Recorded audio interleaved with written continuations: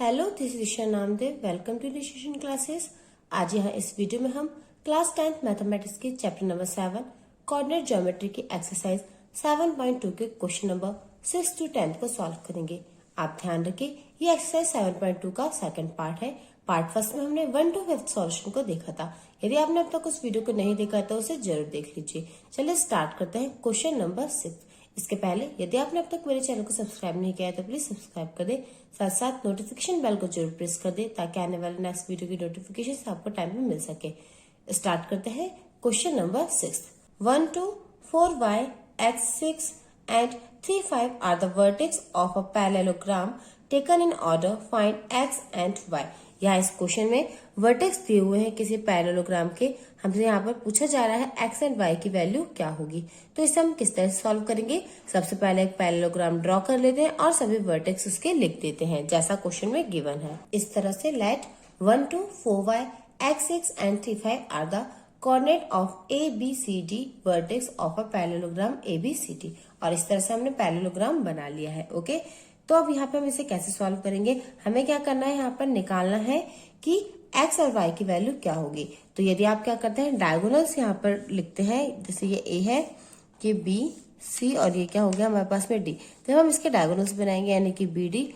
और क्या होगा, एक जो ए सी, ये दोनों है एक दूसरे को इंटरसेक्ट करेंगे यहाँ इस एक पॉइंट पर।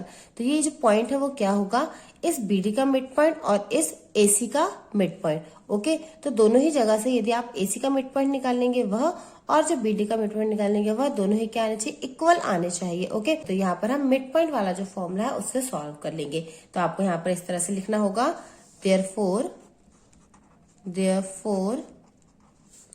O is the midpoint of AC and BD। Okay, अब इसे हम सॉल्व कर लेंगे। तो सॉल्व करने के लिए आपको मिड पॉइंट वाला फॉर्मूला लगाना होगा। क्या होता है mid point formula, x1 plus x2/2 and y1 plus y2/2। Okay, तो लिखेंगे यहाँ पर हम, if O is the mid point of AC, then the coordinates of O हमें क्या मिल जाएंगे, यहाँ से फॉर्मूला लगाएंगे हम, R x1 plus x2/2 and y1 plus y2/2। अभी हमने यहाँ पे क्या लिया है, AC।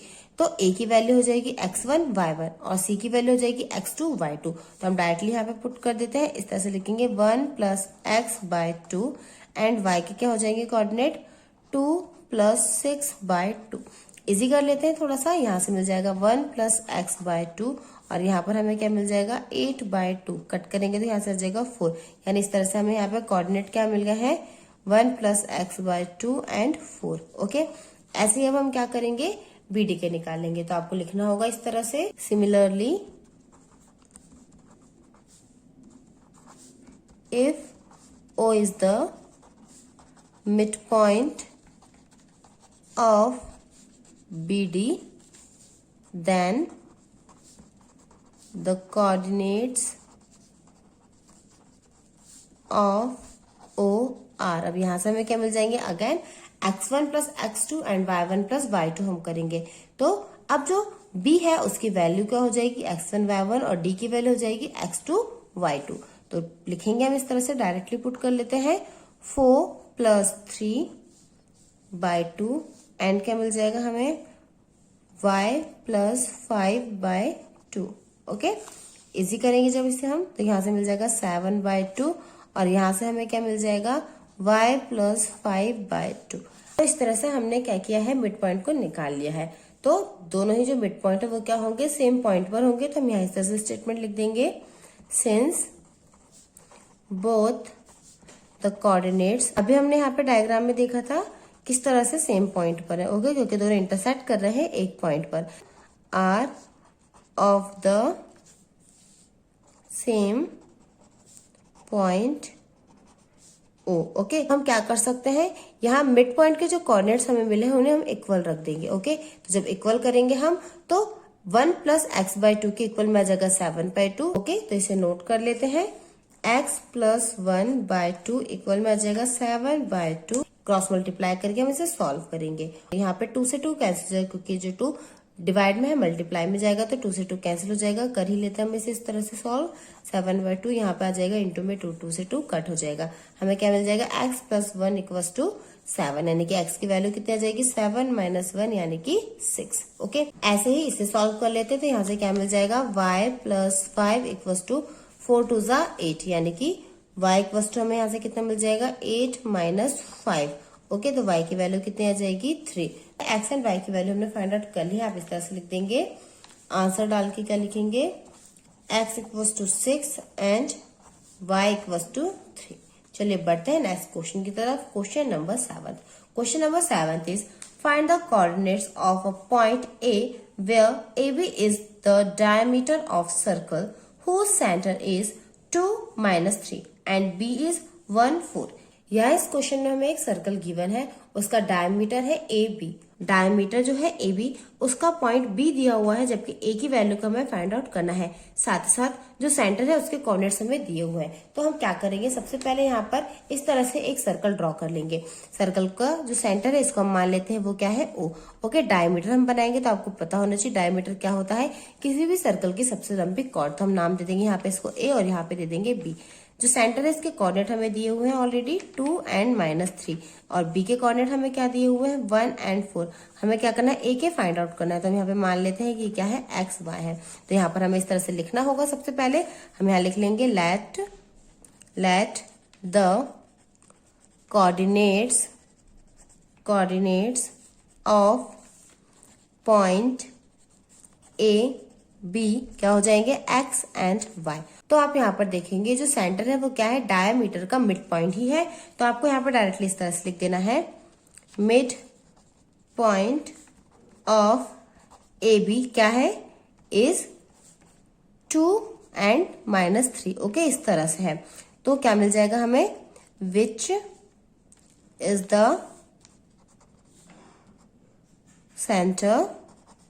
The centre of the circle. हमने यहाँ पे इस तरह से लिख लिया है कि जो ए बी है उसका मिड पॉइंट क्या है, 2 - 3। ओके, जो कि क्या है, इस सर्कल का सेंटर है, इसलिए हमने इसके कोऑर्डिनेट्स को यहाँ पे इस तरह से पुट कर दिया है। तो हम डायरेक्टली सॉल्व कर लेते हैं।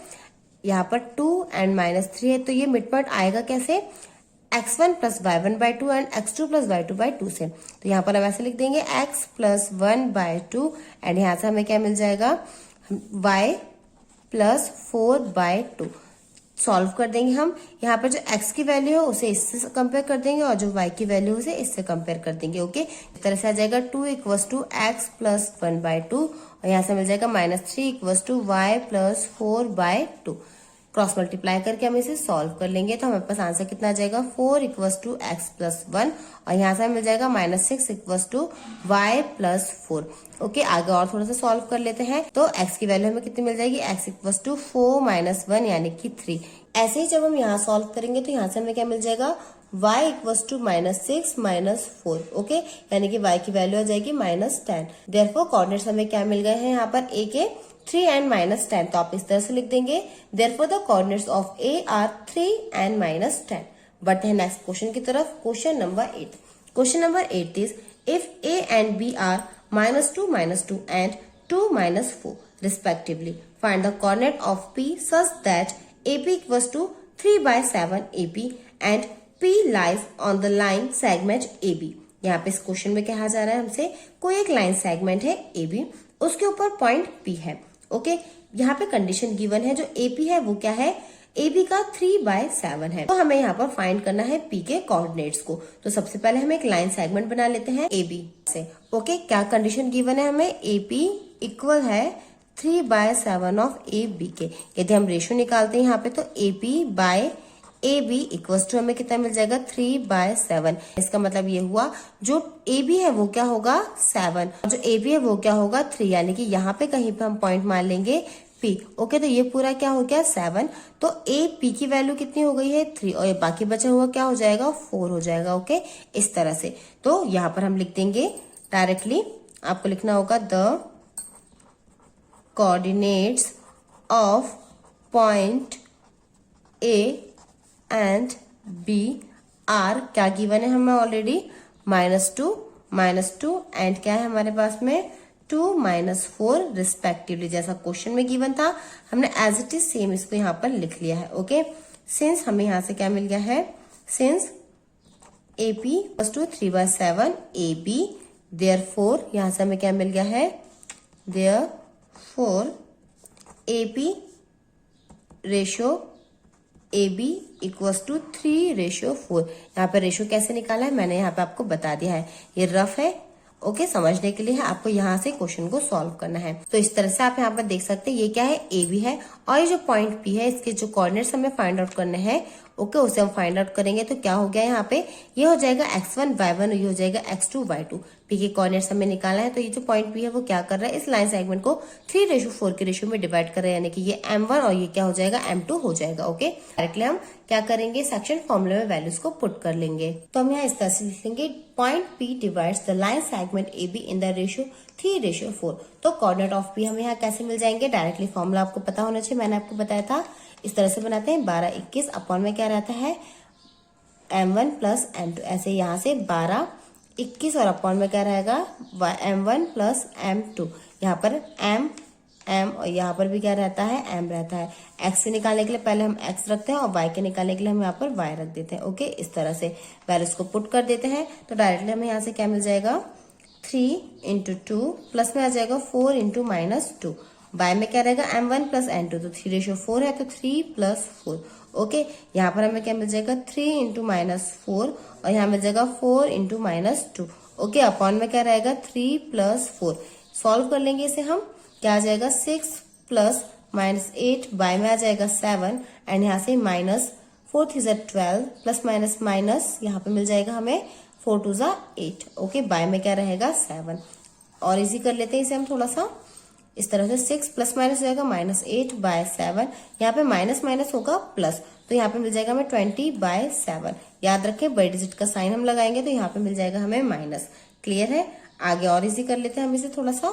तो 8 में से जब 6 माइनस होगा तो हमें यहाँ से मिल जाएगा 2 बड़े डिजिट का साइन /7 एंड ये हो जाएगा -20/7। तरह से हमें पॉइंट P के कोऑर्डिनेट मिल गए हैं -2/7 एंड -20/7।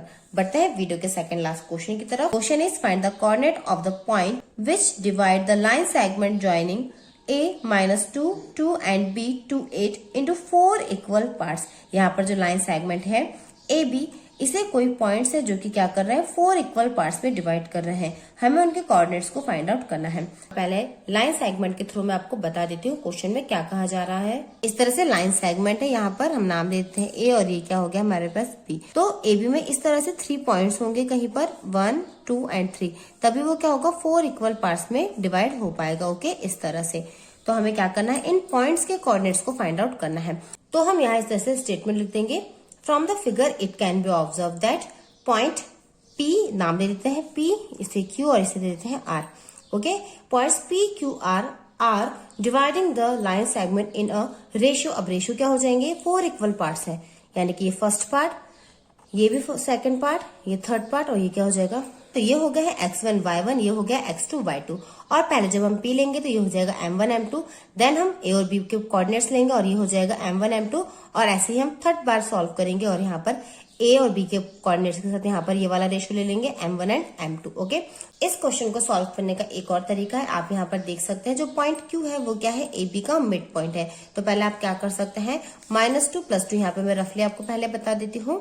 आप क्या करेंगे, पहले देखिए Q क्या है, AB का मिड पॉइंट है, तो आप क्या करेंगे x1 + x2/2 and y1 + y2/2, यानी कि मिड पॉइंट वाले फॉर्मूले से Q की वैल्यू को निकालेंगे। तो इस तरह से -2 + 2/2 एंड क्या मिल जाएगा यहाँ से आपको 2 + 8/2। इसके हिसाब से आप कोऑर्डिनेट्स निकालेंगे तो ये कट हो जाएगा, यहाँ पे मिल जाएगा 0 एंड 8/2 यानी कि 2 5 10, यानी कि 0,5 आपको मिल जाएगा। तो अब यहाँ पे 0,5 हमें कोऑर्डिनेट्स मिल गए हैं, तो अब 0,5 यानी कि A और Q का मिड पॉइंट क्या हो गया है, P हो गया है।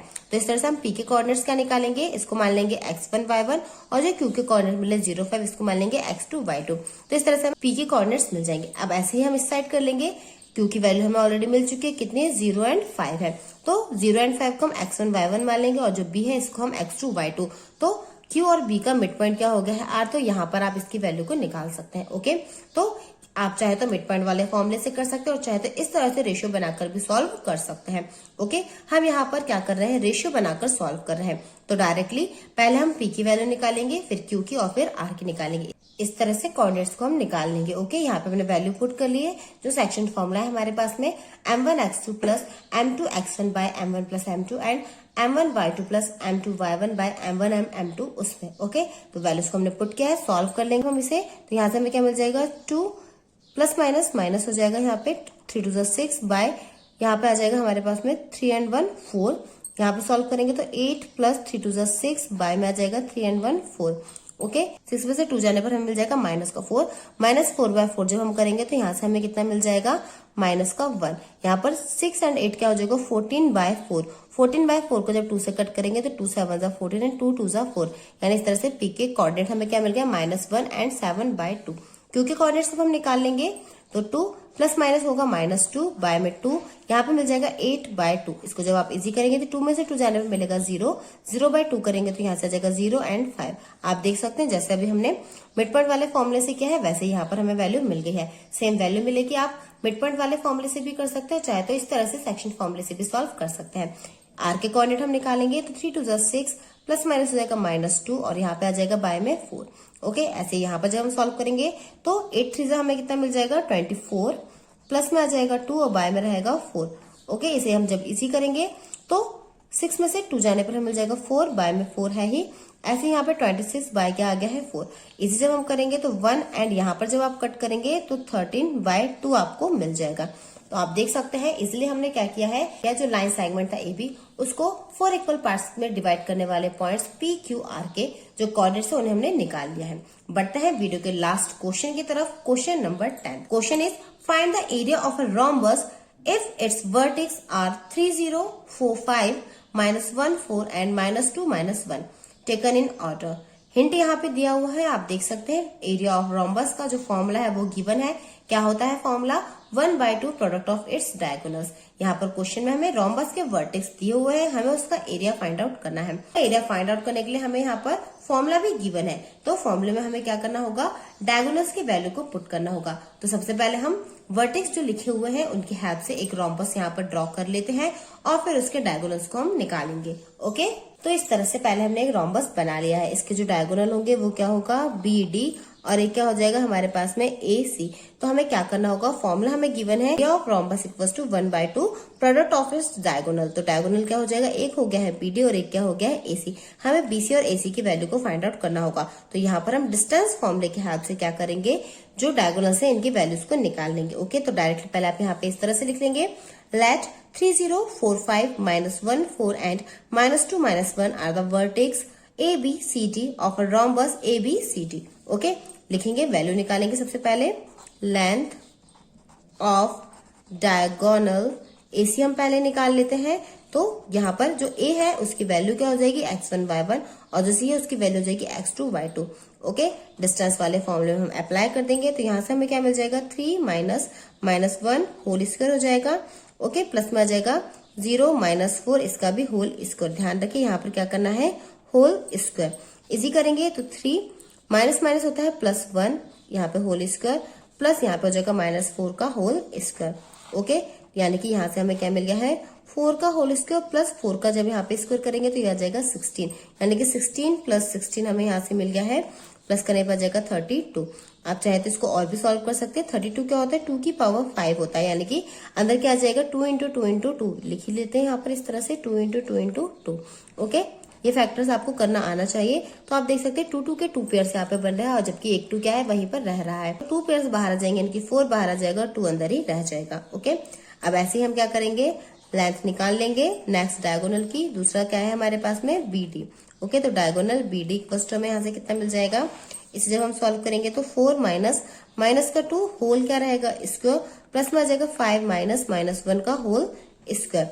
ओके, इजी करेंगे तो 4 माइनस क्या होता है प्लस, तो यहाँ पे आ जाएगा 2 होल स्क्वायर एंड यहाँ से हमें क्या मिल जाएगा, 5 + 1 का होल स्क्वायर। ओके, जब हम इसे इजी करेंगे तो यहाँ पे 6 का स्क्वायर, यहाँ पर से भी मिल जाएगा 6 का स्क्वायर, यानी कि हमें क्या मिल गया, 36 + 36। लिख लेते हैं यहाँ पर 36 + 36, यानी कि यहाँ पर हमें क्या मिल जाएगा, अंदर 6 और 6 12 to 1 कैरी यहाँ पे 7। ओके, जब आप इसके फैक्टर करेंगे तो इस तरह से लिख सकते हैं आप 36 इंटू 2 होता है 72, यानी कि 36 दूनी होता है 72। तो यहाँ पर 6 बाहर आ जाएगा और 2 क्या रह जाएगा अंदर। तो आप देखेंगे डायगोनल्स हमें मिल गए हैं। तो एरिया ऑफ रोम्बस हमें क्या गिवन है, rhombus equals to 1/2 product of its diagonal. तो फर्स्ट डायगोनल क्या मिल गया हमको 4/√2 और सेकंड क्या मिल गया 6/√2। कट करेंगे तो 2 से 2 बार में 4 कट हो जाएगा, मल्टीप्लाई करेंगे तो 6 2 हो जाता है 12। √2 का √2 में मल्टीप्लाई करेंगे तो यहाँ से मिल जाएगा 2, यानी कि आंसर कितना आ गया हमारे पास 24।